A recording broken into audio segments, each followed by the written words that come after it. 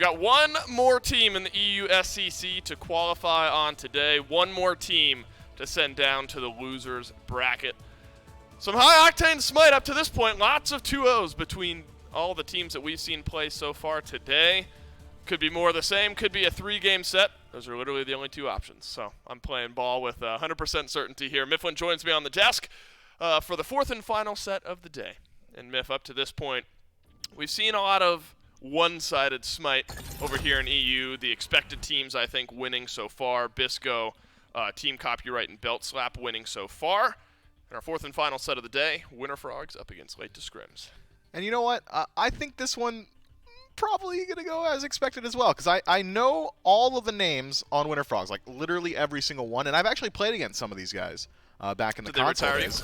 No, not them specifically. That was Vaporish Coast, the Penta Kid. He already played today. Yeah. So and he won't be in this one. He did it to him earlier today, too.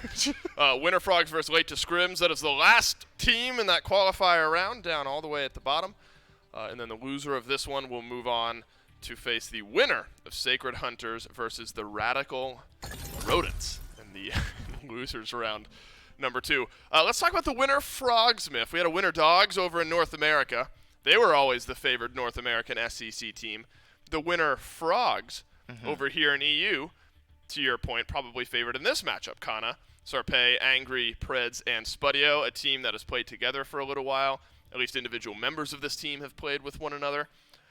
Especially at the SCC level, have definitely made their names known. Yeah, although they have been around longer than the Funhavers, because we saw Funhavers earlier this week, I'm going to use them to contextualize this team. Yeah, I think they play very similarly to the Winter Frogs. They like going for these fun, early-game, aggressive picks, but they've also got some of the same faults in that they'll dominate the majority of their games. I think that it is seldom that the Winter Frogs lose out in the early game. When they do lose matches, it's off the back of over-aggression. It's off the back of not being able to kind of convert these plays into objectives. It's hard to talk the downfalls when all these sick plays are happening on the screen. But I think that... I guess he was 12-0 at the beginning of the yeah, he was dominating. He ended that game like 14-0, by the way, so that was one of his last couple of kills. Right. This is a squad that I'm really keeping my eyes on, not so much of what's their identity, how have they improved, have they figured out what they're trying to draft. It's more so, have they cleaned up some of the mistakes they made in the past, and if so, this is a squad that is certainly ready for the SEC. Yeah, agreed. It feels like in every single role here, you've got a player who's playing near the top of the SEC in their respective role. It's a very threatening duo lane here between Preds and Spudio, sticking those two together. Spudio, the ability to make plays, turn 2v1 situations around. I guess it would be 1v2 from his perspective. You can't take anything for granted if you're this Late to Scrims team going up against the Winter Frogs, hoping for a shot in the EU SEC. So let's talk about Late to Scrims a little bit here, Miff. This is Sager, Apriel, Ardan, Ali, and Davey. And so there are some individual names on this team that are familiar to people who have been watching the SOC in the past. Also, some newer names, some players that we can still gather a little bit of data on. So definitely the underdog in this matchup. And in matchups like this, it's the players that have been around the scene and been there and done that you need to step up. Are done that. You're absolutely right, Miff. That's their mid laner. Maybe Done will step up here up against the Winter Frogs. Yeah, I mean, when I look at this squad, the names that jump out to me are Done, because there's so much just pun potential, I suppose, and also I've seen him around a little bit in the past, but more specifically, it's Davey. I think he's going to have to act as the veteran for this squad, the one who's been around a little bit longer, who can kind of transition some of these mechanical players into an actual team. So I'm keeping my eyes on that, and it's something I talked about last time I was on the desk here. It's a lot easier to be the underdog. It's a lot easier when there isn't a whole lot of expectations around you, because if you perform well, it feels pretty good. You're kind of performing above your expectations, but if you lose, well, you don't go home just yet. We're still in the winner's bracket. That's right. There's not this mountain of pressure in this individual set just yet. Sager lived with 5 HP, by the way. Kind of a wild replay. And so really across the board, Miff, when you start to look at some of the individual matchups, I still stick with Ardun in the mid lane, because Angry for the Winter Frogs has really impressed me over the SCC matches that we've watched him play in the recent years. And so Ardun really needs to step up. for this late to scrims team here today. Not only in picks and bans, playing some comfort picks that can maybe find some pressure in that lane, but also the ability to absorb pressure because you know it's going to be there when you're going up against Angry, Sarpei out of the jungle as well. So Apriel plus Ardun, that kind of jungle mid combo, I think becomes wildly important in this matchup in a way where it might not be in some other matchups. And so you have to go into a game like this. Nice quad from Apriel there. You have to go into a matchup like this if you're this late to scrims team. I feel like worrying about your own game plan because it's easy if you're an underdog in a matchup to try to counter out everything we know that the Winter Frogs want to do and start to play their game, get dragged into their mindset. I think this late to scrims team, and from what we know about them, certainly a confident bunch. Got to follow your own game plan, set your own stage in picks and bans for game one at least. Allow yourself to put your best foot forward. Yeah, to speak to your point as well, there is just less data on this late to scrims team. That is the clips that we just saw is the only bit of data that I know that we have on them available to the public. That's the only set. The archives are incomplete. Yeah, we don't know much about them. And that makes it so much easier for you to execute on your own plan because nobody knows what your plan is just yet. They've seen exactly 2 games from this squad holistically. So you've got a lot of giraffes in the back pocket. The same 5 bans. In the same 5 bans. That hasn't changed against them at all. No, I mean, because that's the only thing that we've seen, right? Might as well stick with what ain't broke, but it is broke because they won their last set. So maybe don't ban out the same stuff. Yeah, it is literally already different for the Winter Frogs here with the Soul and a Daji ban to provide you some clarity on what we're talking about. Bottom right, against late to scrims, it's only ever been Cabrakan, Bastet, Ares, Thoth, and Fenrir all banned out against them. So, obviously now the Winter Frogs playing with a little bit of new data based on the first round matchup that this late to scrims team played. Daji, Bastet takes a seat as well. The Soul also gets banned out. Bastet has been, Myth, I think, like top priority. It's been so fought over, not only in EU but over in NA, where Bastet has like an 80-something% win rate. Bastet has just skyrocketed up the priority chart, and it's not going to be first pick here because banned out by the Winter Frogs. Though Medusa could have a similar argument, but a 25% win rate, Myth, across 12 games. That's like a decent amount of games and a really bad win rate. So Medusa's just not matched the success that the priority has been at. I did the math. It's 3 wins out of 12. Yeah. Look, sometimes wins aren't everything, okay? It doesn't really represent... Coming from you, Myth, that's a lot. The value of a pick. Well, I didn't win super often, so I kind of need this to be true. Medusa is incredibly strong. I'm not going to mince words. She's got some of the best 1v1 potential. She pulls a lead. She's very similar to Danza Burrow in that she is just simply going to win harder. She's only received buffs in recent months. Lacerate now deals damage to wave. Easier to apply that acid spray in some of these fights. Even Viper Shot sees some buffs. Minuscule buffs, but buffs to be sure. I think that Medusa is properly valued despite not consistently winning. Right, and depending on where Medusa gets picked, if it's a team that had lost the previous game and is in the first pick slot, and you pick Medusa first. So the losing teams might be picking Medusa a lot because they get to pick earlier. Things like that definitely come into play. That's Medusa smart. I didn't has thought not of that. fallen out of the draft at all. Every once in a while, I got a nugget of info, Myth, and it surprises some people. Maybe it's you this time. That's a little bit surprised. Gilgamesh plus Fenrir. Talk about initiation for this late to scrims team. You've got Agni, who's been like the control mage to have out of the mid lane. Pair that with a Gilgamesh and a Fenrir for initiation, and you've got some good space creation. You do. Fenrir is going to be the consistent beads burner as well, but even looking at the other side, Ardio is going to be able to restrict Fenrir. I mean, the Cripple Field up against Unchained and Brutalize, very strong. Stun to help out your teammates to stop that Brutalize as well. Means that Fenrir is going to have to pick his spots. But that said, very often when Ardio goes in the soul lane, she feels like she's untouchable, right? You get that early defense online. You can just pick up a teleport. You don't need to worry about these kinds of things. Yarkor would agree. But no CC immunity to the kit. Ragnarok going to make it very hard for this Ardio to survive. So I'm going to keep my eyes on the relics throughout the early phase. Agreed. And even though Ardio has got a good matchup in a Fenrir, it's pretty unlikely that they butt heads throughout the early portions of the game. Yeah, sometimes we'll see solo laners grab beads early on, but then you feel like you're at a teleport disadvantage, and the mobility around the map feels a little bit limited. So I agree with you there, Miff. We'll have to see what the solo lane looks like for Kana and the relic choices there. Merlin has been kind of that niche mid lane pick, picked up here and there. I think Angry, over the course of his SEC career, has proven that Merlin is a strong pick, absolutely in his God pool. Fafnir, though, has been interesting, Miff, as far as priority goes, in the sense that there hasn't been much, you know, and support priority here for Fafnir. But with a Medusa, Camazotz, team-wide Coerce has some good sticking targets here for the Winter Frogs. A lot of objective burn in my mind here for the Winter Frogs draft. Yeah, objective burn is there. I mean, Medusa and Merlin have essentially got it on their own. I am surprised to see Fafnir locked in, not because Fafnir's bad, not because we haven't seen him too often, but because I don't think it necessarily fits this Winter Frogs draft too well. I mean, you could say, I mean, just coerce the Medusa. It's going to work out just fine. Yeah, but generally when Fafnir gets locked in, it's like 2 hunters, 1 physical, 1 magical, or both physical, doesn't super matter, or an auto-attack jungler. It really is just coerce the Medusa here. One more team today will qualify into the EU SCC. Will it be the Winter Frogs or late to Scrims? Between the 2 team names, Miff, Winter Frogs is absolutely the team that's going to qualify because they're winners, and the other team is always late to Scrims. So I think on purely a name basis, Winter Frogs have the edge going into game number 1. That's hard-hitting analysis. You're welcome. Kana up against Sager over in the solo lane, and it's not a matchup we get to see all that often. Artio up against Chalk. I did see some Chalk in our last set. Wasn't out of the solo lane, though. So I have high expectations because I really like Chalk. So fingers crossed for Sager. That's the you have high expectations of Chalk because you like Chalk. I have high hopes for Chalk. There we go. Expectations was the wrong word. Okay, fair enough. I have high hopes for Chalk because I love the pick. Fair enough. And it should do just fine in the laning phase.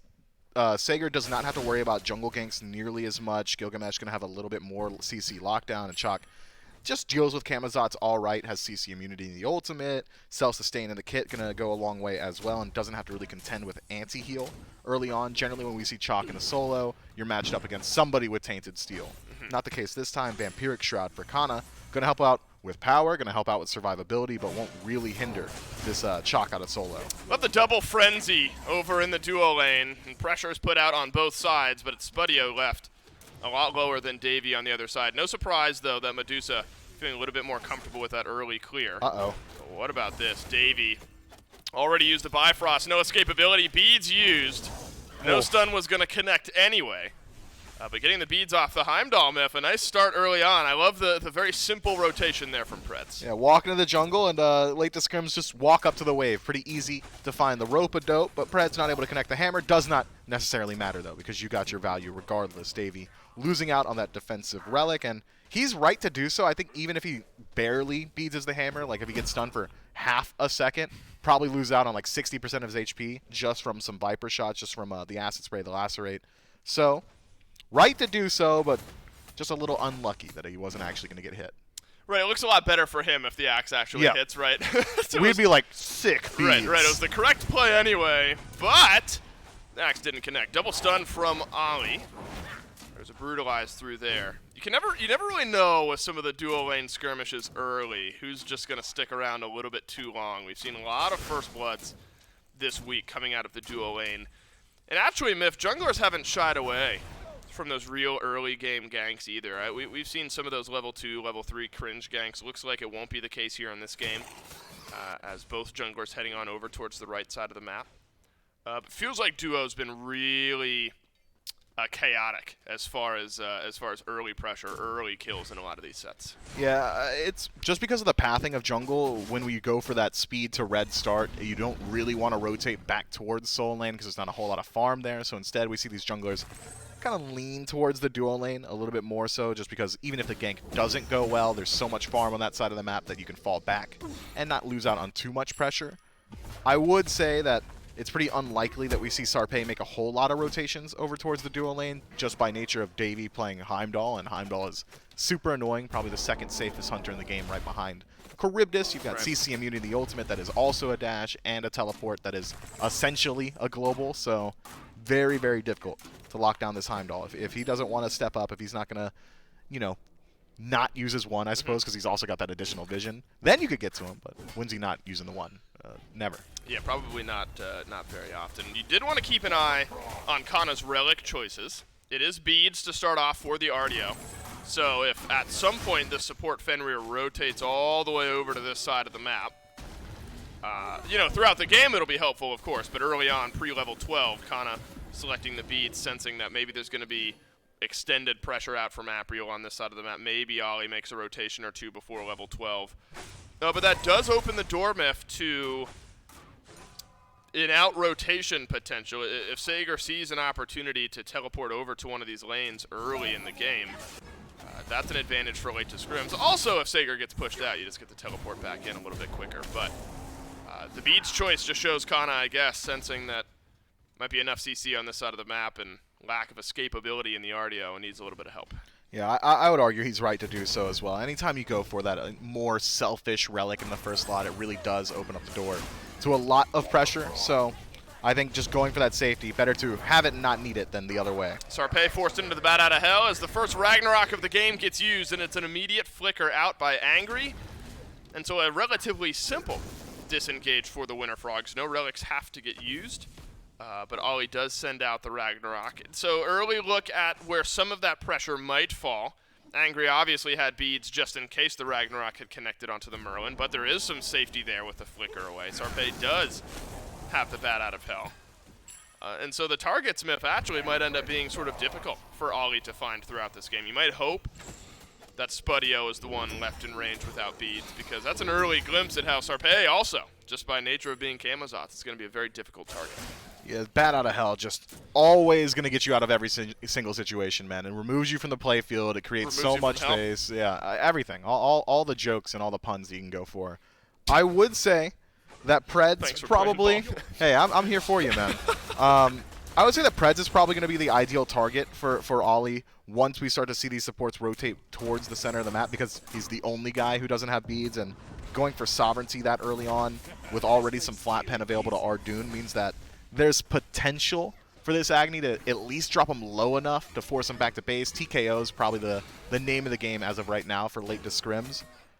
But once we start to look at some of these more mid-game team fights, Pyromancers, Gold Furies, I would argue that late to scrims have got significant advantage. Not only the teleport that you already brought up for this chalk out of Soul Lane, so Sager should have the better end of the majority of rotations, but space control from Winds of Shamash, Agni's poke potential in some of these team fights, even Davey with his ability to get enhanced vision around these objectives means that they are just going to have the inherent advantage around these ward and vision battles around these neutral objectives. You bring up Sager, Myth, with that teleport. First one of the game gets used just to get back to lane, because Runeforged Hammer had been completed. And so it looks like some early damage is the name of the game here for Sager. I mean, the Chalk Ultimate feels so oppressive. But the CC in the kit for Chalk, sort of maybe Sager's way of building hybrid and setting up for some damage later on in the game. Yeah, generally we see Chalk go towards like Transcendence, then Runeforge, because you just really want to get some of that scaling online. That's a lot of additional healing for him, but going for Runeforge this early means that his damage output is legitimately a lot higher. You might have sacrificed some CDR, but you're always applying CC. Uh-oh, Spudio actually brings the Brutalize of Ollie way beneath the Tier 1 tower with the Slither on away, and holds on to the beads just in case a Ragnarok was used on the other side. Might have been enough damage there if Ollie had stuck around, but don't want to risk too much this early in the game. Purple buff now looked at because Spudio had to be forced away a little bit, but Sarpé is here to cover a bit of that health discrepancy, and Spudio will grab his purple buff just fine. Red buff will be picked up just the same as well. And it feels like Ollie's the support myth that's been driving a little bit more of the pace early in this game. Maybe not surprising, just by nature of Fafnir versus Fenrir. But Ollie has been doing his job and making life difficult for a couple members of Winter Frogs. He has. Look at the difference in relics, though. Already, Preds has upgraded that belt to the second slot, so going to have that cooldown a little bit more often. Match that up with the Dragon Transformation. It's essentially a double belt early on. I'm thinking we're going to see the Winter Frogs very shortly start making some rotations over towards these objectives. That's the only reason I can see why you'd upgrade that relic so quickly, is the ability to bounce between the Pyromancer and the Gold Fury, play around your pressure. More likely we see him head over towards the duo lane just because Medusa does so much to objectives at this point, and Gold Fury is legitimately just that much more valuable. Much more important early in this game as well. Could be Yikes. A meeting between these two teams as Pred takes down half of Ollie's health bar. And there was a slight rotation behind by Sarpé there, but not a full-on commitment from either of these two teams. And you'll get a good idea, Myth, of when the Winter Frogs are considering one of these early objectives, specifically maybe the Gold Fury, because if you want Kana to head on over to that side of the map, you're going to have to send Kana pretty early if you're hoping that Sager isn't able to find a tower to teleport to somewhere in behind that fight. So wherever RDO goes, you have to imagine that's where some of the early pressure of the Winter Frogs might be as well. But Kana's just stuck to the lane for the time being. Good reason. He's got a lot of damage into Sager. Taking a couple tower shots. Ult out from the Chalk. And the silence enough to keep Kana at bay. And Sager's got teleport up, so he's just going to head back to base and immediately re-show up in the lane. We are starting to hit that point where Kana's like, I don't know, 4 waves away from ticking over to level 12, so get that teleport online if he so chooses. Doesn't necessarily have to be a teleport anymore. Could go for more so a team fight relic. That said, I would probably go for teleport just considering how much pressure we've seen from late to scrims on the left side of the map. Apriel has to jump on over the red buff. Red buff looks like secured by the Winter Frogs. Purple buff was lost, though, by the Winter Frogs just a moment ago, and so late to scrims, we're a little bit further behind in gold just a bit ago. And late to scrims on a couple of their invades, able to bring things back to even, but it's been tumultuous. XP in favor of late to scrims, where gold isn't a difference. 1.2k experience is a bit of a difference early on in this game. A lot of that on Davey, the 1-level lead over Spudio, though Ollie a little bit behind in support as well. Everyone else is even, as Ardun pulls a level ahead. So it's these kind of half-level leads, Myth, that are early in this game for early advantages in this game for late to scrims, but haven't found a way to transform a couple of those small advantages into objectives just yet. Yeah, I think it is weird as well that the lead has kind of originated in that duo lane. Davey's been bullying Spudio. He's stepping up constantly to that neutral farm, stepping up constantly to these Harpies near the Gold Fury, just trying to control this Medusa. Generally, it's the other way around. Generally, Medusa's the one who's always looking for a scrap, always looking for that opportunity to fight, but so far, Spudio showing a lot of respect in this lane, and again, Davey with that added layer of safety, that added vision, doesn't need to afford that same respect to the Winter Frogs. Now, we did say Davey, just as a player, was the one who we might see leaned on a little bit by late to scrims to step up in this matchup. Always difficult when Preds and Spudio are the duo lane you're facing, but Davey and Ollie have done a good job of it so far. Again, we were talking about Fenrir and how more of the discomfort application early in this game was moving through Ollie and not so much through Preds just yet, though after we had that conversation, Preds chunked down Ardun for like half of his HP, and so there was some damage to flow through the Fafnir as well, as Davey extending just a bit forward here by the purple. Dave, let's play the game that we always play when the games go to 11 minutes with no kill. Okay. I got first choice last time. Who do you think dies first? Preds. Just kidding. Could be in this fight, so it might not be fair for me. Preds transform. Sarpei alone in the back. I bet it's Ardun. As our Apriel closes the gap. It is a bat out of hell, and I don't think there's going to be a re-engage. 3 low health bars. What happened here? Is that a big petrify maybe from Spudio that chunked down it's a lot of that HP? Apriel jumps up and over the wall, and no, it's not Apriel, Myth. Apriel lives, and somehow nobody dies in that fight. We are fully disengaged. Now we can have a clean discussion on who we think is going to die first. I actually do think it's going to be Apriel. I was looking at the junglers. It's not going to be Sarpei with Bat Out of Hell. No shot. I think Apriel dies first in this game. All right, you take Apriel. Well, then I got to pick somebody from Winter Frogs just to play devil's advocate. Right. Can't be biased. Yeah, cannot. We got to have somebody for somebody. I think the Pyromancer is going to be the first thing to die here in this game. No, I'm sticking with Ardun. I'm sticking with it. Oh, no! Oh, the Sager steals away Pyromancer.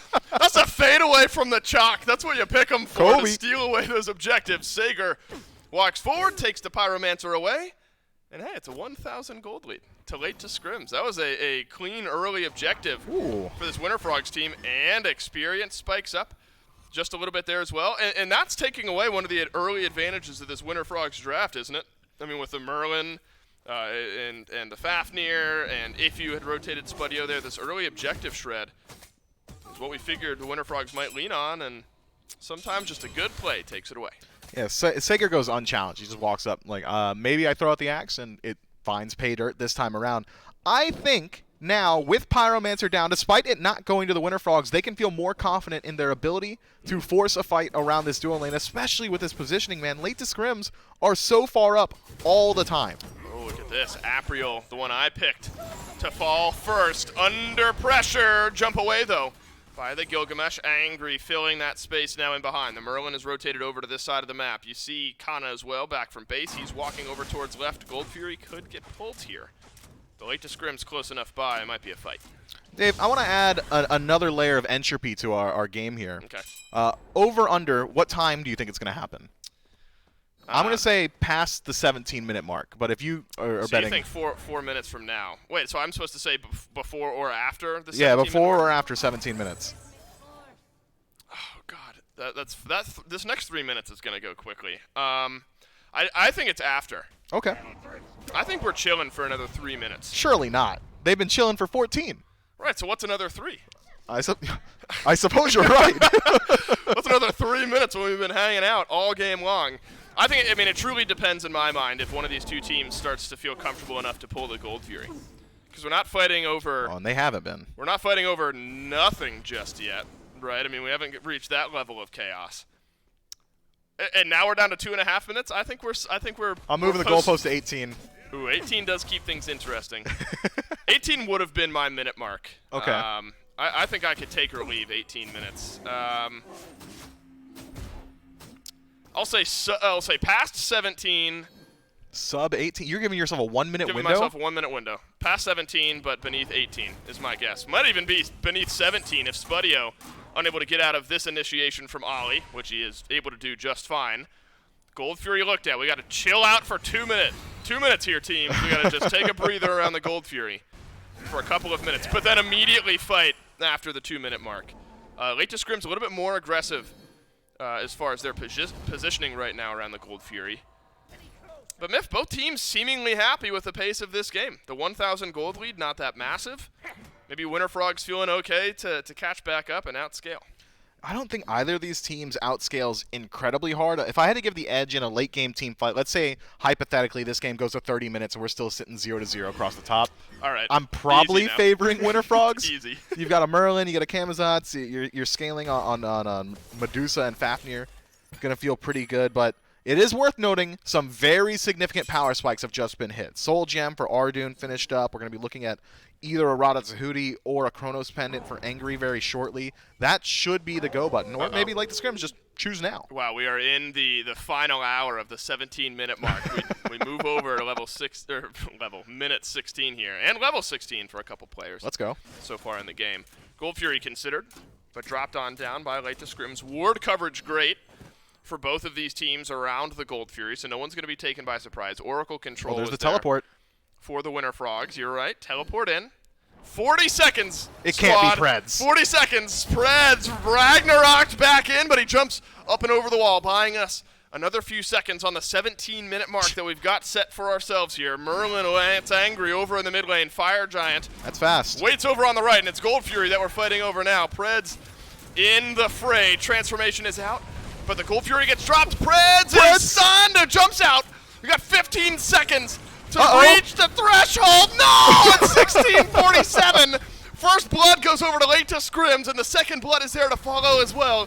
The Winter Frogs show up, and the Winter Frogs are swept by the side. Apriel not only doesn't die first, gets a triple kill to start off this game. Apriel just says, yo, Spudio is for sure in the shop right now, and was correct in his assumption. Late to Scrims bide their time, slowly accumulating a lead over the course of 16 minutes and 48 seconds, and then immediately explode onto the scene at the 17-minute mark with a 4-for-0 into a Gold Fury off of a phenomenal engagement, man. Preds was thrown off balance immediately by that Ragnarok, jumps over the wall, tries to re-engage, actually forces the beads off of Apriel, but leaves himself high and dry for all of that damage that Ardoon has been stacking up with all this free time farming. And so I was wrong about literally everything. So the first kill happened sub 17 minutes. Yep. And not only did Apriel not die, Apriel gets a triple kill to start off. I couldn't be more wrong if I tried. First Pyromancer was stolen away by Sager. And no chance for the Winter Frogs to steal that one away. So the biggest swing of this game by far, because not much had happened. Yeah, it's the only swing in this game. As late to Scrims find themselves, call it 4,000 or 5,000 gold ahead, 18 minutes in. And that's a decent chunk, Myth, moving into this mid to late game. This is late game. And gold and XP both heavily in favor of this late to Scrims team. And so the Winter Frogs, they were okay with the pace of the game. It looked like they weren't attempting to make these big plays. Well, one play goes wrong, and now they're looking down the barrel of a 5K gold deficit. And this is something I talk about when I talk about that unique, distinctive European play style of wait it out, get that first team fight, and roll through. If you lose a skirmish at the 2-minute mark and you die at level 4, that's fine. You're already back and alive before I finish casting it. You lose a massive skirmish at the 18-minute mark as the first one of the game, all of a sudden you're looking at a 5,000 gold deficit and things are getting way more dire. 2 objectives go down immediately off of the first fight we saw when you could have been establishing small leads early on. The Winter Frogs now going to have to play a very defensive style. I'm excited to see whether or not late to scrims are willing to leverage this lead, go in towards that Fire Giant. Generally the 17 to 19-minute mark is where we start to see these teams work their way over towards that most major of the neutral objectives. But as of now, it seems to be both teams resetting themselves back to neutral, and that's going to favor the squad that is not loser, or the squad that is losing, rather. They don't want to fight. The Winter Dogs would love, or Frogs, rather, would love to slow this one down. Winter Dogs are no more, Myth. They're now the Valkyries. They're now the Valhalla Valkyries. Excited to watch them perform all this year. Late to scrims, don't get it twisted. They're the underdog in this matchup. Winter Frogs, a more storied roster at the SEC level, and late to scrims kind of taking it to them after one big team fight. Is a slight hovering towards right, Myth. Where does Davey go? Straight up the gut towards the mid lane. Visceral. Maybe. Maybe gives you the mindset. There could be a Fire Giant pull, but no, Davey's starting to list back on towards the left side of the map. Level 19 for 4 members of late to scrims. As we reach the level 20 mark, Ragnarok is out. Preds still doesn't have beads, and he won't have beads for the rest of this game. The transformation delays his death just a little bit further. Frenzy gets used as Sager's rotated in behind the fight. And that peel out from the chalk just bought too much space for late to scrims, and Preds left alone to die. Yeah, thinking Pred's probably regretting his decision to prioritize his team over himself, because now he's going to have a target on his back for the rest of the game. He is level 12 up against a level 19 Agni. Most of the carries starting to approach 20. He doesn't survive those. Sarpei blinked on, and there's Bat Out of Hell. You'd love to use that ultimate for some chase down and some extra damage, but it seems like it's been all defensive for Sarpei on this Camazotz so far. Tier 1 tower in mid will have the last bit of damage dealt to it by late to scrims. Despite a 1-player advantage, there was no heavy emphasis on rotating over towards the FG. Late to scrims happy with a bit of a slower pace despite a bigger lead. Still right around 5K. And the Fire Giant awaits. Should late to scrims want to pull it, but you know, the slower pace, you're right, Myth. If you don't want to fight anyway, gap's starting to close up just a little bit. XP starting to mean a little bit less. There's still this window for late to scrims, especially when we're so far away from being full build. But XP mattering less and less by the second. I'm genuinely astounded that we didn't see late to scrims just saunter on over to the Fire Giant. They found a pick in mid. They were already 5-stacked. They could have walked over and either A, forced a fight onto Winter Frogs, and that's a fight you want to take because you're 5,000 gold up and a little bit of experience, 2 levels or so in a lot of these roles. Or you just get the Fire Giant if Winter Frogs don't step up to defend. But instead it was we found a pick in mid, reset to neutral. We got our mid camps, and we cleared out immediately. Late to scrims kind of slowing down. It feels like they are resting on their laurels now, just waiting for something to happen to them, waiting for Winter Frogs to make a mistake. But when you're the ones in the dominant seat, when you have your hands on the levers of power, you got to pull them. Late to scrims could pull some of those levers around the Oni Fury Myth, but there's a Pyromancer spawning out here shortly as well. Man, even still, I mean, this is very simple pathing from Kana. It's not like Winter Frog suddenly playing more aggressive, but not shying away from the task at hand. And so there will absolutely be this advantage for late to scrims in the next fight, but I don't get the sense that the Winter Frogs are all that nervous of the gold lead here at the moment. They're going to take a quick pause, and we will as well, while they catch their breath after a high-octane, high-kill game here. 22 minutes in, the one team fight making the big difference. And again, you kind of get the sense, Myth, although I don't want the opportunity to pass you by. Go ahead. Let's play a game, Dave. Wins the next kill. We're at 22:58. We're at 22:58. 24 minutes. I was going to say 24:30. I don't think it's going to be very We are going to the Fire Giant in the next 180 seconds regardless. That right. I mean, all my Smite knowledge. Fury's about to spawn. Pyromancer's about Something's to spawn. gonna happen. these are the objectives that we start to fight over a little bit further. So sometime in the next couple of minutes, I think you and I are on the same page here, Miff. But again, late to scrims have this advantage, and they've built it for themselves, and I don't want to take that away. But it still feels like, despite a gold lead, as Ollie loses 3/5 of his health bar, still get this feeling the Winter Frogs are just not shying away. They're not under pressure. Right, they're not under pressure. They're not shying away from late to starting scrims, and it's actually a Pyromancer started up by the Winter Frogs. Late to scrims giving a lot of space to a team that is 5,000 gold down. Pyromancer goes quietly to the Winter Frogs. Look, late to scrims have essentially loaded their gun, right? They got hollow point rounds. They're ready, okay? We're playing gun game. They've got the golden gun or whatever because they've gotten so many kills with 0 opposition. But a gun that is loaded and aimed, and when the trigger isn't pulled, does nothing. You've got a club in your hand. That doesn't help you at all. Winter Frogs, it feels like they're not under pressure because late to scrims are not using their lead. They're just around right now. They're simply waiting. And, well, the Winter Frogs, despite being behind, are a veteran squad. Eventually, games equalize. 30 minutes in, the experience gap will be null. It means nothing. It essentially means nothing already. The gold lead also falling away. Wow, and it's the Winter Frogs who are going to engage. Double stun on the back. That one brought to you by Ardun as Sager continues to control the back line. Angry, chunked down by Apriel, so there's no more Merlin in the rest of this fight. Spuddio's got to use the Aegis, and he'll be able to turn around the damage onto Apriel. 1 for 2 trades so far as another big stun connects onto Kana. And so there is that 1 kill advantage for late to scrims. The Winter Frogs find their first of the game. Late to scrims were right. They said, hey, we're going to get a lead, and eventually you will run face first into it. It doesn't matter if I'm holding a club if you walk into it. And Winter Frogs do. They take a fight around this Oni Fury. Again, surprised to see late to scrims actually go to the Oni Fury rather than going to the Fire Giant because that is probably just the better call. Sarpe pulls it out and resets because he can't solo it. That's the analysis. Yeah, well, you're right. What I thought was going to happen was Spuddio and Kana, who are on this side of the map, were going to walk on over to FG and try to sneak it away. No ward coverage for late to scrims in the Fire Giant pit. Just now, Ollie walks over towards right. But the initiation on the back there, Miff, just shows you how disruptive I think Chalk can be, where Angry, second to highest player damage in the game. So the Merlin's been getting getting the buttons off. But Sager just disrupted the back so hard in that last fight. Both relics used around the same time for both of the Winter Frogs carries. And so I think Chalk worth his weight up to this point. We're going to rotate on over to the Fire Giant, Miff, and despite a 7-1 kill lead for late to scrims, I don't think this fight is all that lopsided. It is not. Gold has not expanded whatsoever. Maybe a pick could be what separates this engagement. Angry forced to use that flicker defensively because Sager is a walking man mountain. Nobody's dealing enough damage to that guy to make him reconsider his own engagement.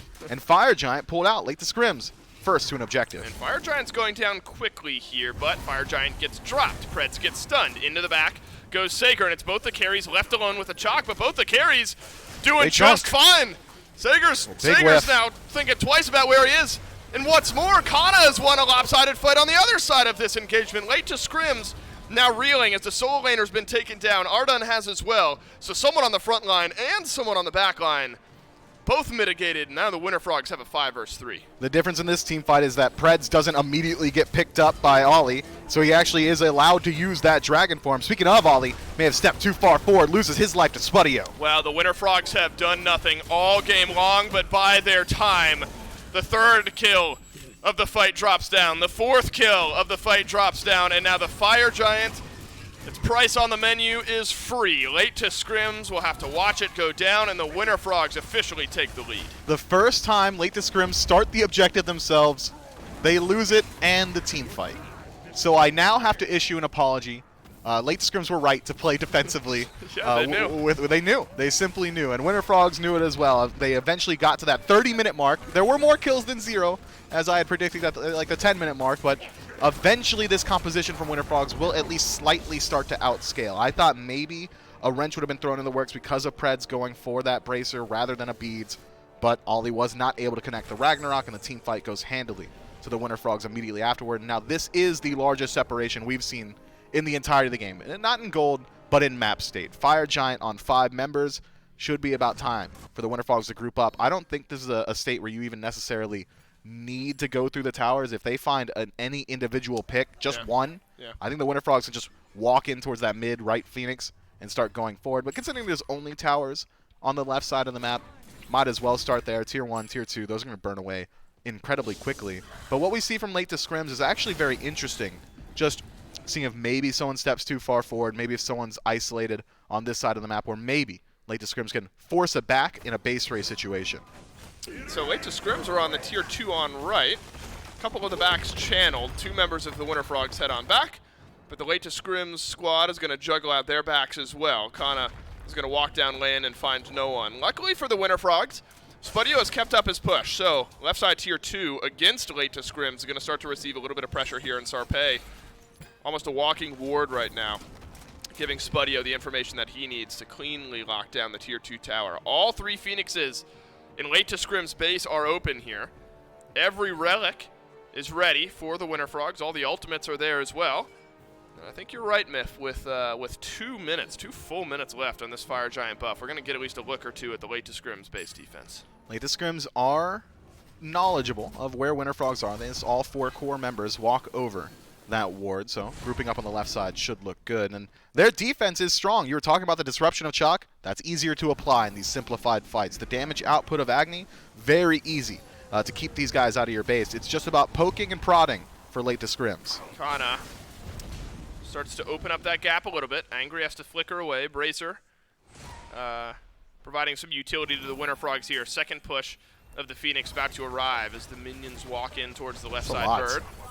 Hasn't been much damage placed, but this is usually a pretty good indicator that something's about to happen. Preds transforms. Wait for that Frenzy to get used in there as well. Would be a 4 versus 4 on left. It's quicker for Apriel to join the fight, though, from inside the base. Petrify goes out from Spudio, doesn't find much. Preds, the perfect target for the Ragnarok, brought back into the base, but he will jump on out, and no one will finish off the kill. But Apriel stunned on the back, and with no HP, Apriel lives. Sarpei's got something to say about it, though, and Davey is waiting on the other end. The dive from the Camazotz is perfect, and 2 picks go over to the Winter Frogs. Just now, these kills are tied. Just now, the Winter Frogs will take the lead, and with at least a triple kill, Sarpei will push the Winter Frogs forward into a Game 1 win. That game just nearly changes completely if the pick onto Preds goes well. The Ragnarok connects, but Path of Flames completely whiffs. 2 of the bombs completely whiff. And Preds, even in that situation, I think he only takes a couple of auto attacks from the Hunter, maybe a Flame Wave from the Agni, still dropped to about 20% HP. Had they just been able to finish off that kill, that base defense would have gone very differently. This was a very unique game, Myth, where the team that wins ended with like a 5k gold lead, but had that 5k gold lead for like 2 minutes or something like that at the end of the game. Once all the towers dropped down, it was late to scrims that were decently in the lead throughout a lot of the late portion. Mifflin and I are going to break down exactly how we got to our Game 1 result right up next.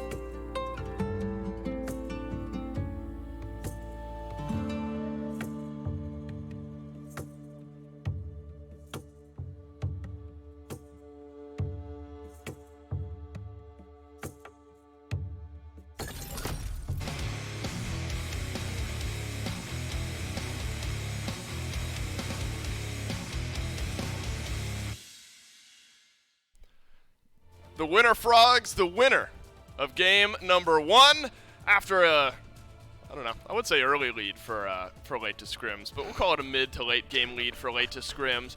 That 4-0 fight early mid in this game. Yep. I can't decide what state of what time in the game. Time has lost meaning to me. It has lost meaning. Midway in game number 1, late to scrims, Miff, they had this 5,000 to 6,000 gold lead, but Winter Frogs never seemed super offended by that. You know, the Winter Frogs were still playing forward, and late to scrims left the safety on, man. They never used the lead. Well, how did things turn around in this game? Right around that Fire Giant fight later in this game, we're thinking, all right, this is when late to scrims are going to finally capitalize on this lead. But it was anything but. And I think on the right side of the screen here, a massive difference gets made where Sager left alone diving the backline, but the backline chunks, and Sager could do almost nothing. And the Winter Frogs were winning every aspect of this engagement. That was only a couple of kills. And then it's this Miff that really seals the game. It's the last couple of kills that drop in there, and this is where the Winter Frogs really confirm their win.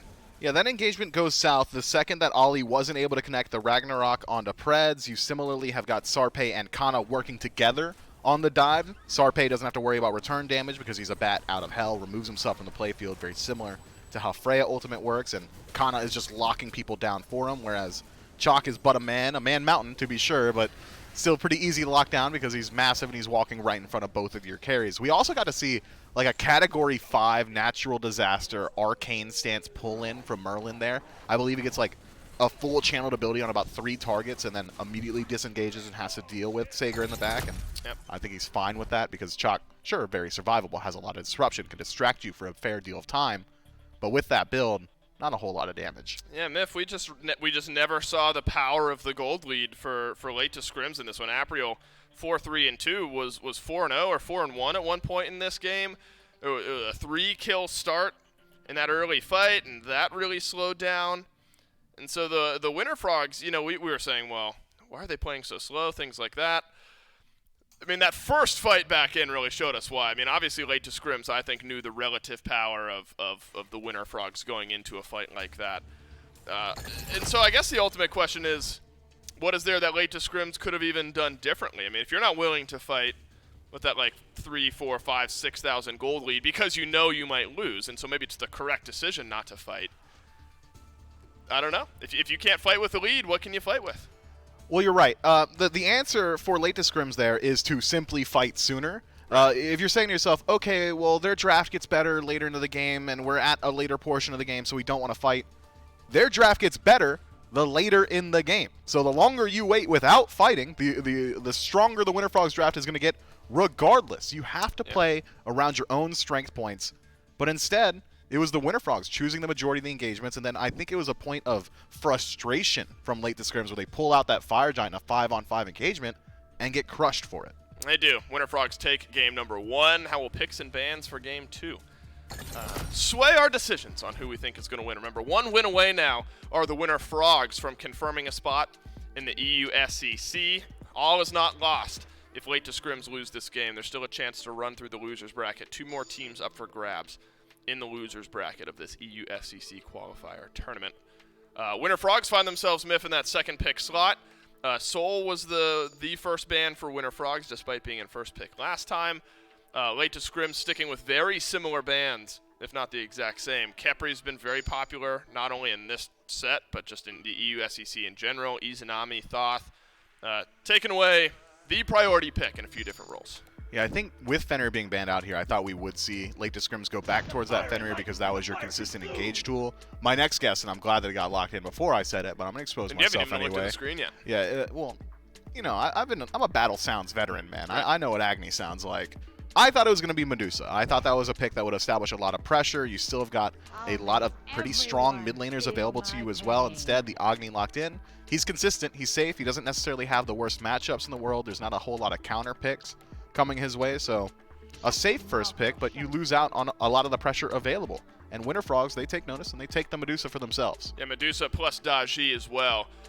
There is some threat, I suppose, Miff, that later on in this draft now, with only one pick confirmed, and that's the Agni. There's a chance to counter out this Daji a little bit with some of the ultimate selection. If you pick some CC immune ultimates, you can counter out the Palau just a little bit. Are you ever worried picking a Daji this early in the draft? I would personally never do it, but I'm not good at Daji personally, so... You're not picking her anyway. Generally, when I see Daji locked in, it is after that second phase, once you see, okay, well, we got some priority picks here. But into Agni on his own, you're at least able to force his beads consistently. You're never really worried about your ability to close gap onto him either. So I think Daji, just straight up into the Agni, is going to find value regardless. And now with Gilgamesh locked in, he doesn't have the greatest way to deal with that Pal out either. But that's not to say that Agni doesn't have tools to deal with certain portions of Daji's kits. The 1,000 Cuts, for example, very easy to stop with the Noxious Fumes. Similarly, you could just reposition yourself. Maybe if Daji's teleporting you, use that dash. She can't cancel it, so she's stuck. Go into your own tower, drop a stun at your feet, return that damage very quickly. There's some counterplay potential, unless she's just using Palau, in which case you just beads. Right, but if those beads are burnt, now it's up to the Winter Frogs to draft around, okay, if there are burnt beads, what can we use to take advantage of those burnt beads? Or what can we use to burn beads for the Daji? A Horus is a fine option. Petrify is pretty good at doing some of that as well. And so the Winter Frogs drafting around a lot of that. And then Jormungandr, this has been theorized, Myth. Yep. The Jormungandr in general. First set of the day received a lot of bans, but Lamogau's in that game, so no surprise there. Jorm at 16% ban rate and a 16% win rate. Admittedly, it's higher than I thought it was going to be this week, like maybe a Jorm pick here or there. But Jorm has actually been sneaky looked at a little bit here in EU. Yeah, he's a consistent, very safe pick that is super hard to kill in the early, can make it to that late game phase consistently. That seems to be the name of the game here. I will say that last time we saw Jormungandr, it was, I believe, a Tainted Steel immediately into a Chronos Pendant. Not a massive fan of that. I think that his auto attacks really synergize very well with Gilded Arrow. It's going to help you establish a lot of pressure, and then maybe going in towards defense, going to keep you a little bit more survivable in these team fights as well. I'm excited. Less fun. Yeah, definitely less fun. But these guys are willing to wait 20 minutes to fight, so I don't think, like fun's the name of the game. They're here to win. Right, they're here to win, which is sometimes two different things. Merlin, the last pick of the draft here for the Winter Frogs. Yeah, two things can be true at the same time. At the same exact time. That's definitely the third time we've said that. So that's in a game of threes. Now we're officially done with that phrase. Merlin again for Angry here from the Winter Frogs. We didn't see much from really any of the Winter Frogs in game one, Myth, but Angry did have close to the top damage, if not the top damage in game number one. Just through virtue of farming on up and finding some good poke damage in the fight, can the Winter Dogs make it a 2-0 and move themselves into the EU SEC? We're late to SCRIMS, send us on to a game number 3, and I think this player right here, Sarpei on the Daji, will have a lot to say about that. How many of these 4 beads, at least early, are going to get burnt? Can you then put some pressure on Ali with the Palau? Things like that in Sarpei's control, and that's where the Winter Frogs can maybe start to heat up a little bit earlier on in this game. If we do see priority from Sarpei onto Ollie, it's going to have to be reactive ultimates. You wait for the Dragon transformation, then you use Palau, and it's confirmed from there. There's a slight moment of post-fire where he's waiting for the ability to jump and can still be hit in that Dragon form. So that's a slight moment where Sarpei can line up that Palau and make sure that he's pulled back in every single time. Dave, I want to get ahead of it, though. I want to approach this a little bit earlier. We waited till the 13-minute mark to play our game. Let's do it now. When do you think it happens? Set a timer. You know what? And I'll go over. I sneaky think. I think Sarpei is gonna get first blood. I was thinking that too. Not get first blood in. Yeah, agreed. I think Sarpei finds the first kill in this game, and it happens around 8 minutes. Oh. Okay, well, I get to choose over or under. I'm going to go over, or under, rather, and I'm going to say significantly under. I was thinking like 4 to 5 minutes into the game we see Sarpei get involved. All right, so we both think Sarpei. Yes. And we both think sub 10 minutes. Well, at least throw ourselves a bone on that one. Well, throw yourself one. Because I'm going to be more right. Right, you're going to be more right than I am. I'll say 8 minutes. Myth is under at like 4 or 5. We'll see if the Winter Dogs jungler can get more active early on in this game. The solo lane matchup is intriguing here, Myth, between Bologna and Jormungandr. I think intriguing, like maybe in lane only. You talked about the survivability of this Jorm. They're gonna really take a lot of emphasis on the right side of the map to get this Jormungandr killed off, and maybe even for Bologna as well, with some of the disengage in that ultimate. Angry's got to be careful here, as Apriel is in behind. Angry uses the beads, a lot of damage connects, but the CC misses. Oh, Sarpe. Oh, Sarpe is close. He's got Sarpe blink. has blink as well. Nope. Ardun is low, and it would have been right on track with what you were thinking there, Miff, but no first blood. Yeah, Apriel actually keeps his mid laner alive there by hitting Sarpe, making sure that blink doesn't get through. Had that blink been able to been channeled, it would immediately been followed up by the Trickster Spirit, and there was nothing the Agni would have been able to do in response to that, considering that huge commitment onto Angry. But now Angry, having lost the beads, is going to be a pretty decent target for Apriel to look towards in the near future. Could be we see the other jungler get involved early on. It could be. That's where Apriel started the lead for late to scrims. It was that killing spree start just in the one fight for the Gilgamesh that got the action rolling in game number 1. Spudio and Preds have a lot of pressure in this lane here, Miff. Forest plus Medusa feels like it's going to be good at doing a lot of exactly what we're seeing here, pushing in this wave. Preds, you good? Yeah, I was going to say, though, Preds is going to have to dash on back, receive some of that healing. But, you know, if you talk about jungle pressure, Miff, and jungle emphasis, maybe around some purple buff invades that Winter Frogs are attempting, things like that, you could start to see some early kills. We could, but it's so hard to shut down a Horus. He's so mobile once he gets that ultimate available. Spudio, though, maybe a little bit less safe, and he is being very annoying right now, trying to steal away that purple buff, taking a play from PBM's book, but unsuccessful in the steal attempt. Allows his ADC, Spudio, to solo out his own purple buff. So now an experience advantage for the Medusa in lane, about maybe a quarter of a level over his opposition. That's going to come into play, or could come into play, rather, on the next wave once he ticks over to 5, just a little bit early. Ollie was knocked up, but no threat of first blood just yet. Miff, your timer's got a couple of minutes on it. Level 5 for Sarpe. Not worried. 4 sets of beads ready to go for a late to scrims. Doesn't mean the Daji won't turn her eyes towards a couple of those targets, though. Angry was just fine with the scaling in game number 1. Never worried. Get a couple of the flat pen items online on this Merlin, and then move into some of the chunkier damage items later on. That's got to be something late to scrims are mindful of, though, right? I mean, Angry specifically did so much damage late in that game, received no pressure throughout the entire game. I mean, if you're Apriel on this guild, you're thinking we gotta send some eyes towards this Merlin early, because he made us pay late. And luckily for Apriel, the decisions on where to gank have been limited to him, because Gilgamesh just does not do much into a Jormungandr. You don't really have anything you could do to slow him down, especially now that he's got the World Serpent available. So it's, do I go mid or do I go duo? And, well, he's already in mid, so it could be we see some pressure his way. And Dave, I'm not worried. I know we're 4.5 minutes into the game, and I said 4 to 5 minutes, but I want to remind you and everyone else that he's going to die right here. Watch this. Nope. Ardun dashes away. Remind you and everyone else that the game is over or under, and you set the 8-minute mark, so technically I still right, do. You'd still be right. You just got very specific. You got Yep. very specific with your guess. Sarpe on the speed buff was not there in the mid lane, and so we will crest over the 5-minute mark. So Miff not wrong just yet. Still got a few minutes to go. Won't be wrong until we get there. As we take a pause, though, Miff, both of us, you know, jokes or not, both of us did guess that it would be a quicker game as far as some of the action, and both of us put it at the feet of Sarpe. I mean, I guess that's just Daji and that style of pick. The ultimate good at finding early initiations. Maybe that's where we see some of the early action starting. But so far, nobody's burning beats. In order to find value with Palau, sometimes you got to use Palau for no value. The value is taking away that defensive relic, but so far, no commitment just yet. Actually, the Palau is on cooldown, but no beads are on cooldown for latest. Can I see the level priority on Sarpe, please, Doug? I just want to make sure he put a point into it.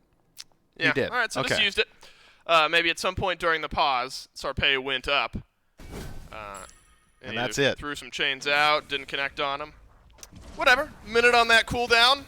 It'll come back. But that means we're 1 minute closer to that 8-minute mark, man. That's all I need. Keep using it for no reason. Didn't we both say under 8 minutes? No, I said over. Oh, okay.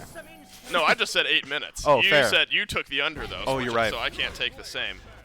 I guess we're saying kills, not only on Sarpe. And mid lane has been receiving some eyes here over the last couple of minutes. Gotta be a great Palau opportunity. No, with enough beads here. Ollie has transformation as well. Frenzy for one of the two supports here. That's Ollie. Surely not. Uh-oh. Yeah, no chance it's in the solo lane, right? With the Jormungandr. That has a lot of damage from Sager. Keeps Kana thinking twice. Teleport ready to go for the Yorm. Beads for Sager. And so, you talk about kind of annoying, Myth, right? Solo lane matchup. You're able to chunk down the Yorm, and then there's just a teleport, and he's going to come back to he's lane. Gone. Yeah, no kill here. Watch him just drop right back down on the... the Uzi up down. Goes right back down and continues taking away some of those flowers. No, he had completely drained it. Over in the solo lane, you got to be obnoxious, right? You feel like you can finally get this Yorm low, and then just teleports back to lane. Fully completed Celestial Legion Helm Chalice there as well. Kana seems to be in farm mode. Yeah, Kana is just there to be a body in the lane. Once he rotates in these late-game team fights, Jormungandr's Disruption is very strong, as well as Initiation. He can play the edge of the team fight, use that stealth, start finding some of these knockups on priority targets and buying time for the rest of his team to close that gap. Jormungandr's not going to put a whole lot of threat on beads. Sure, he's got a knockup out of the stealth. Sure, he's got a knockup out of the ultimate, but both of which are pretty short duration, both of which, one, you're not really dedicating that defensive relic to. So it's more so about his ability to deal damage, which is why I'm seeing him not completely forego defense like we saw earlier today from a Chronos Pendant first item, Jormungandr, but at least going towards that Bruiser tree so he can generate some level of threat. Yep. 30 seconds away, Myth. How you feeling? Squirrely. Oh! That would be something, wouldn't it? I mean, to be fair to us, whether we've gotten the guesses right or wrong, we have gotten pretty close to some of the first kills in this game and when they drop, but... Has anyone been dropped low besides Kana? No, and outside of the solo lane even. Yeah. I don't even know if we've seen much poking and prodding happening early on in the laning phase. Oh, could this be it? We're over the 8-minute mark. No, Spudio's got a ward there. You're right, so we have an 8-minute mark. Do you want to move the goalpost? We might here in a minute. I do want to know, though, some actual analysis. I mean, do you have a similar mindset to Game 1? I mean, if this pace continues, though the Winter Frogs have a slight lead in this game, 1.2k gold, do you still feel like their composition slightly outscales the late to Scrims comp in the way that it did in Game 1? It depends on the value that Ardoon is going to get up against Sarpe specifically. These are the two key players for the late-game team fight. Daji and Agni have got similar potential to just one-shot each other in some of these engagements. I would argue it's probably a little bit easier to execute for Daji. Sarpe should have an easier time applying that damage in these fights. So if we're not going to talk about the two key component players, I'll talk about the one question mark I have for the Winter Frogs late game, and it's the guy on your screen right now, Kana, on this Jormungandr. I'm not sure, because I haven't seen it in actually like 365 human days, what a late-game Jormungandr really does. I know it does damage, I know it's survivable, but the disruption factor isn't really the same level as what we see from Chalk. His ability to stick around in these team fights in that normal stance isn't really as high as a Bologna's. No, just the beads. Unlucky. Sarpe is here. But it's not Davey who had to use the beads. Ultimate out from Davey. Actually, the target that Sarpe is going to drop back down into Palau underneath the Tier 1 tower. Davey gets chained on up, but has the beads over on the other end. Davey just going to take the pull, and out go the Winter Frogs. That's a pretty cool way to disengage. No joke, that is just like cool visually. Yeah. I like that. You know, immediately channel the ultimate for Pred, says, hey, when you land, we're gone. I'm going to take you out of here immediately. That's how it works. All right, I don't know why you'd ever have a Horus and a Sylvanas on the same team. Sylvanas mid Leon. Could you perfectly time a Sylvanas pull while inside of your own Horus's ultimate? Davey, no beads. That's a slow. The zapping of the scepter, and the damage is there. And Preds in 10 minutes exactly finds us first blood. Wasn't expecting it to be the support. really was thrown for a loop here. Preds back stopped, but nobody around. So Ollie just being a little bit annoying, but first blood at the 10-minute mark, that's 7 minutes faster than Game 1. We're on a much quicker pace than Game 1, but still no neutral objectives look toward. But to answer your question, I think so, yes. Like if you hit the pull... It definitely works with Hercules. Right. For sure. For sure. You could hit a Herc pull while being taken away by Horus, and it would... I think so, because it works with Blink. That's nuts. Could be a second kill here, and it's Angry. Yeah, he's going down. Late to Scrims immediately answer back. And it's Apriel who walks on into the jungle. Angry doesn't even bother using the beads. And you'd think you're okay rotating way behind your red buff, Myth, but Aprio had something else in mind. No, was not expecting that early aggression from late to scrim. Speaking of, can they maintain it here? Spudio 12 to Aprio's 11. Is this a good trade? I'm not sure. Aprio actually jumps back in. Big Petrify not there. There's a stun in on a Spudio, and Ollie's got the kill. Here comes Preds. Pred's gonna dash on through. Frenzy gets used. Sarpei dashes on into Aprio. That'll be the last bit of damage there. Palau is ready. Davey does not have beads. Ollie is in the dragon. He's gonna get pulled right back into the Palau. Is there enough damage though? Ends up being the question. Doesn't look like it. And a 1-for-1 trade by the Tier 1 tower. Not often the slow from Fafnir's first ability, ticking off of Preds, is going to save your life, but I think Sarpei was nearly in range for the Trickster Spirit. Had he been able to connect with Ollie, likely would have been able to finish off that kill. Leap was used to escape the Palau. Stun was already used on the other guy, so 1,000 cuts would have likely been fully channeled in that situation. But at the end of the day, a nice mechanical play from Ollie will maintain his life, and the Winter Frogs will maintain their own lead. Sarpei also similarly goes back to base and picks up his second relic. Beads now available for the Daji, which should spell some more confidence for the Daji as well. That's right, walk forward a little bit more often. Pyromancer pulled by the Winter Frogs. This time, Sager not in range to steal it away. And the gold lead is going to widen just a little bit further. And the Winter Frogs now, if you're able to keep this pace where you find a couple of kills, First Blood being a big difference maker, now you get the neutral objective. This is how you can build up a lead and transition it into what, if you're looking at Game 1 and how that ended up, would be a pivotal Fire Giant fight. And so over towards the Gold Fury Myth, that's where my eyes go. Teleport for one of the two Soul Laners, though. Kana just had to use it. So it's going to require a wide map rotation for the Soul Laners to find involvement. Preds finishes up Belt of the Berserker, so if we are going to be talking about objectives shortly, they should have an advantage, Winter Frogs that is, around the ability to burn them out, not just because you've got a Daji out of the jungle as well as a Merlin just shredding these neutrals, but now also the additional power for the entirety of your team. So I'm excited to see how Winter Frogs decide to play around this one, especially considering Pyromancer's already been removed from the map. You don't have to worry about late to scrims going for a reactionary play elsewhere. That said, Winter Frogs not exactly showing a lot of face around the objective right now. Just Pred seeing if there's a reaction check, whether or not anyone would step up. These oracles could go a long way. Wouldn't be surprised to see these contested at least slightly. Vision around this objective legitimately very important at this portion of the game. Preds and Ollie will meet one another around the oracles. Spudio and Angry.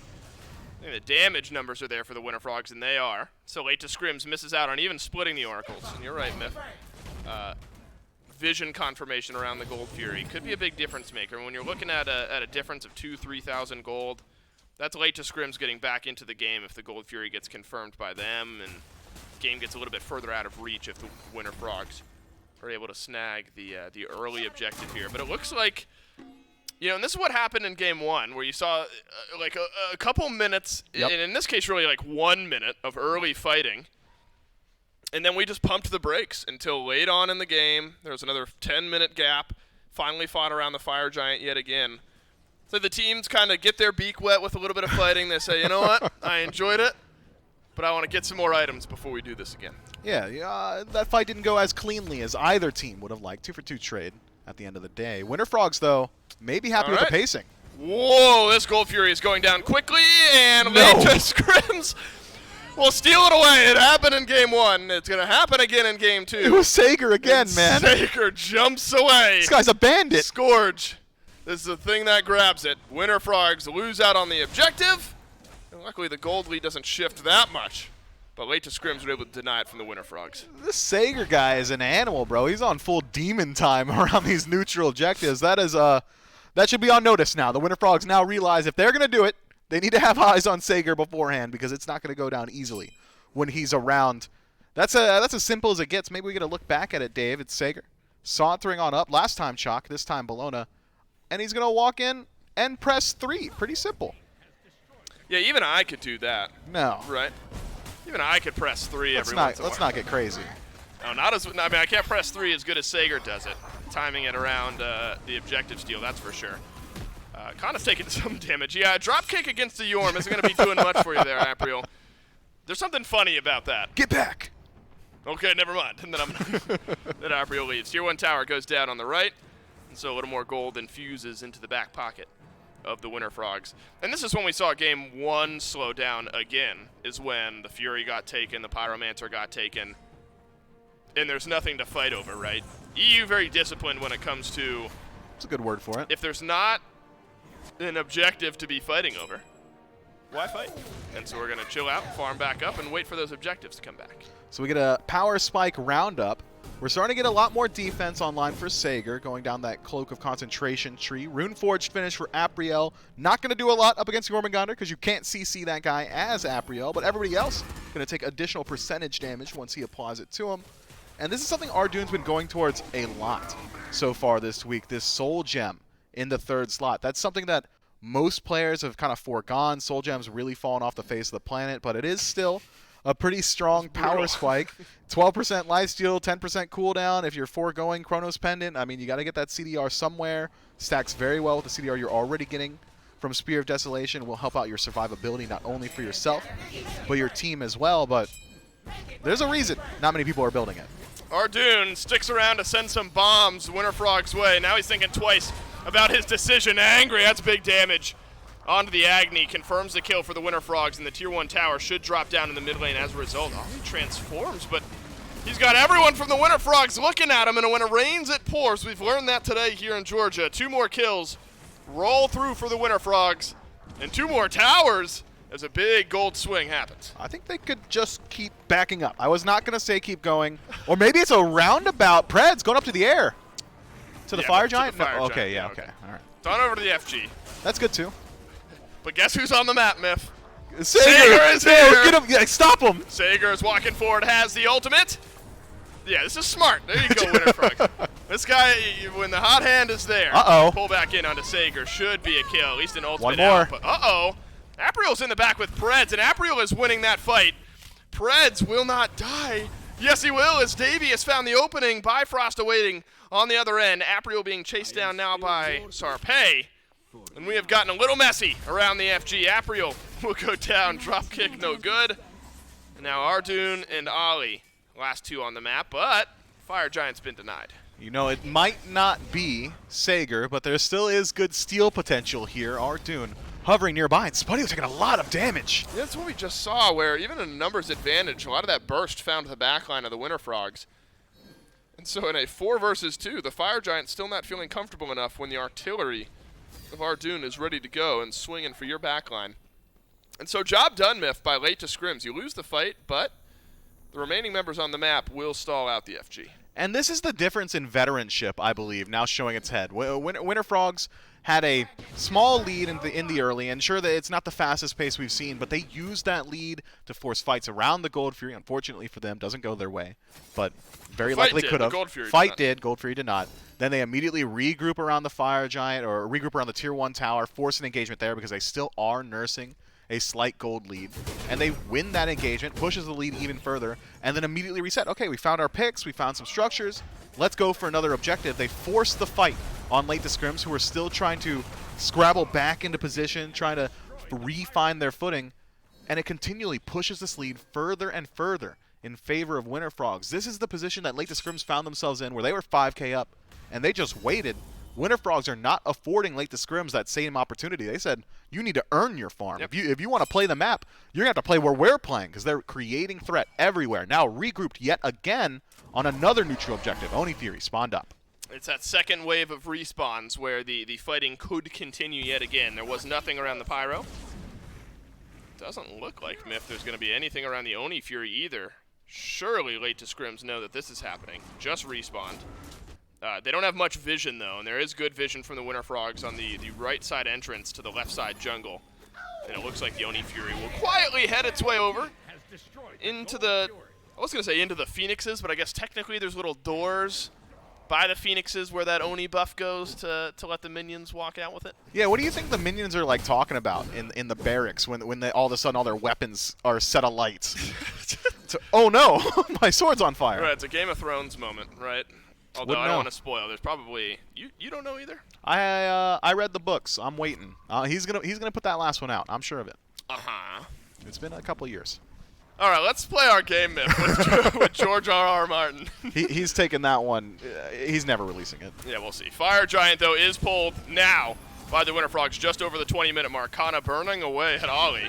Whoa. Sarpei just straight up solos are done, unless I missed something there. That's an easy kill for Sarpei, but now Apriel in on the chase. Good juke. Up and down isn't there. Sarpei will live, and Angry is there to separate out one by one in different parts of the map. Late to Scrims walk into the waiting arms of Winter Frogs, and this should be the Fire Giant. There's no Sager on the map. No steal potential for Late to Scrims. Yeah, Davey doesn't even make the rotation of that fight whatsoever. Surprised to see Late for Scrims, or Late to Scrims rather, digging their heels there. They weren't 5 strong. They had Davey split pushing. The entire strategy should have been slow down the game. Just show face, don't dedicate your body, try and get them off the objective, buy time for Davey to clear out these towers and then regroup. Instead, overcommitment from Late to Scrims, immediately into a Fire Giant pull, and now potentially a Phoenix. Immediately into a Phoenix as well. The shielding and the gone. frenzy will help out. And before the camera can even pan over, the right side Phoenix is gone. A perfect start to this Fire Giant power play for the Winter Frogs. Remember, they set the stage earlier on, the Winter Frogs did, knocking down both towers in the mid lane. So there's also a mid lane Phoenix that's already opened up. But with how strong the Winter Frogs are at this point in the game, can absolutely shift your eyes on over towards left. The gold lead, 10K, Myth. That's a hefty margin for the Late to Scrim squad to overcome. It is, and I like to call Fire Giant 10K, so let's round up, call it a smooth 20. Instead, let's have a Season 9 conversation. A relic gets picked up for the Winter Frogs that I feel like we just don't get to see super often. Scorching Blink for Preds. You're right. It does a ton of damage. It's super hard to track, but even more specifically, it's hard to tell which Scorching Blink is Scorching Blink or which Path of Flames is like Path of Flames. You know what I mean? So Ardoon going to have to play the mental battle up against Preds. Yeah. We'll have to play it as well. Yeah, that's true damage coming out of Scorching Blink. I hope we see something impactful out of it because we haven't seen it much, but this is such a lopsided game. So it's got to work. Right, but I'm just saying I hope Preds needs to use it, right? Like doesn't just ult in or something like that. Like right here. God. Oh. Although he gets his blink, his combat reset. I just want to see him. Oh, he's cooking something up. Thinking about it. Frenzy gets used. It's a dash away. Scorching Blink will have to wait. Look, we're about 15 seconds away from the Belt of the Berserker, so maybe waiting on that. Never mind. We're walking in. Phoenix, it's gone. And it's Preds who's tanking it. So Late to Scrims, if they don't put up a fight under the left side Phoenix. I thought surely they would. Don't have a chance under the right side Phoenix. Well, it's not there. The mid lane Phoenix. It's the last place you can. Is that what we're looking for? Okay. For the time being, yes. Sager into the back, up, down, as Apriel closes the gap as well. Spadio. There's a good re-engage from Apriel, but it's the backline feeling just fine for the Winter Frogs right now. Look at Kana on how much space this Jormungandr has created on the front line. In the initial initiation, Myth met with a Jormo. Yeah, Sager, Apriel, and Ollie all use their ultimates there. Those are a lot of your team fight tools lost before the Phoenix is even started up on that siege proper. So the Winter Frogs just going to wait a moment for Ollie to de-transform, and here's the engage. Preds up to the skies. Spadio did have to use both active, so that is not there in this fight. Petrify also gone. Hello, Davey! Says all of the Winter Frogs. They drop on his head, and the actives will time out. The Winter Frogs find a pick on a great target to start off this fight. Aprio answers and change, but the Winter Frogs just have the numbers, and the gold lead is way too big. The Winter Frogs buy their time, and they will move themselves into the EUSCC. Legitimately astounded that engagement works, man. That was not a hidden dive, right? Preds walks up into the lane in broad daylight with the sun shining on him with eye contact with all 5 members of the other team, says, I'm going up and I'm coming to you, and somehow still lines up a dunk that finds 5 people right on top of Davey. If you're not fighting on the left Phoenix, you're not fighting on the right Phoenix, why are you digging in your heels when you got no ultimates and you know they're landing on you? Could have just maybe walked away, played with your Titan, I guess. I guess for what it's worth, the Winter Frogs did an okay job of backing away from the initial engagement. Oh, it was great. And then re-engaged. Oh, there yeah. was an attempt from Late to Scrims. Didn't work out, though, at the end of game number 2. Winter Frogs. They'll move on to the EUSCC. Miff and I will break down how we got there coming up next.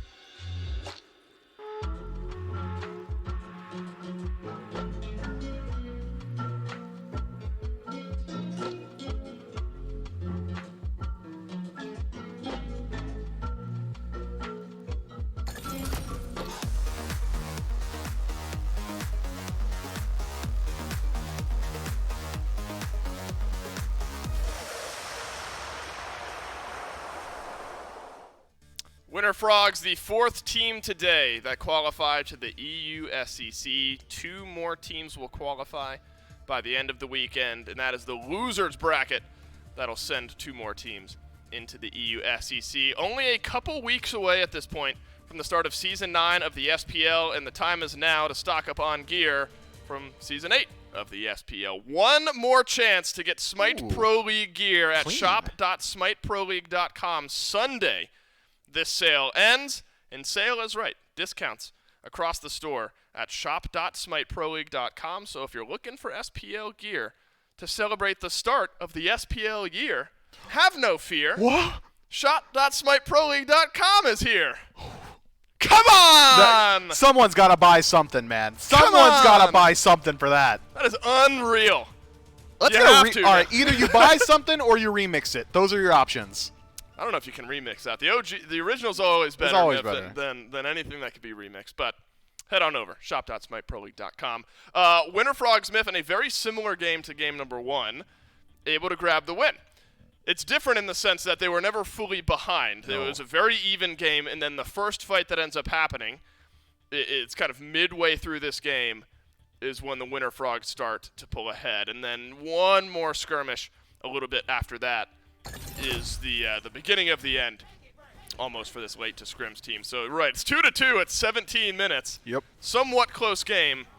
And this is where the game really officially comes to a close, Miff. You get an early pick on the enemy Agni, and so there's just no poke damage going into the backline. Look how free and clear all the Winter Frogs are to walk forward here.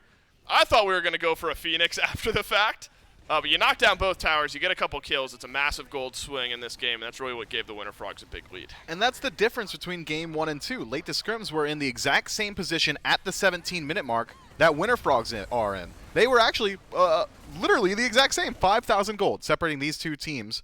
But what did the Winter Frogs do? They grouped up, they walked into the Tier 1 tower, and they forced a fight and immediately won it. What did Late to Scrims do in game 1? See that? See how I'm not saying anything? Yeah, I did. Well, they can't see at home, but I'm looking at you trying to figure out what Late to Scrims did in game 1. It was a whole lot of... Yeah, a whole lot of that. You're absolutely right. Winter Frogs deserve to be in the EU SEC, and this set shows us why. Kana 404, Sarpei 405, one-upping his teammate out of the jungle. I don't know if do we see enough, Miff, out of the Yorm? I mean, 20,000 damage is always going to be good. Are you sold now on Yorm after what we saw here in this game? I need to see more. Yeah. I think that Yorm has value, and it's something I said earlier today. I think he's like 1, maybe 2 buffs away from really becoming a meta selection, but as of right now... Do you want Yorm to be in the meta? Not particularly. I think meta Yorm, very annoying. Yeah, I don't want... anything where it's like, okay, he's got a button that is just the get out of dodge button. I'm not a massive fan of having like be really strong, like the Sun Wukongs of the world, the Kamazats, just a bigger the bat Freya. out of hell, right? Yeah, like all that, dude. Yeah, we had Yorm meta for a little while, a couple years ago. Ish. Maybe we're on our way back in here in the EU SCC. Again, Late to Scrims, though, not out of it yet. Still a chance later on in this weekend to make a run through the losers bracket. So, still 4 matches in that first round. The winners of that will move on to the second round, so on and so forth. And then at the far right of your screen, we will have 2 final matchups to determine the 2 final teams who will be moving on to the EU SEC. When the matches go like this, Miff, I mean, of course, these are all seeding-based matches. Yep. When the matches go like this, it's a pretty good indicator that our admins are super smart. That our admins are smart, right? They've seeded the teams properly, and that not that the teams who lost don't deserve to be in the EU SEC, but the teams that have qualified do deserve to be in the EU SEC between Team Bisco, Team Copyright, Belt Slap, and Winter Frogs. I think no surprises here today that these matches went this way. No, if anything, I was expecting Winter Frogs to be able to close that one out a little bit quicker. I mean, at the top of the desk, we established it. Like, it really is Late to Scrims, the underdog squad going into that set. But those were long, contentious games. Sure, Yep. Game 2, a little bit more one-sided, but Game 1 certainly was firmly in the grasp of Late to Scrims. I don't think we've seen the last of this team, but they do need to address some of the issues that we just saw. We'll be back in the EU SEC for a couple more matches, a couple more qualifier matches. 4 EU SEC games tomorrow, 11 a.m. Eastern Time. Same place here at twitch.tv/Smite Game. On behalf of myself, Miff, and all the other casters, everyone back in production, thanks for watching, and we'll see you tomorrow.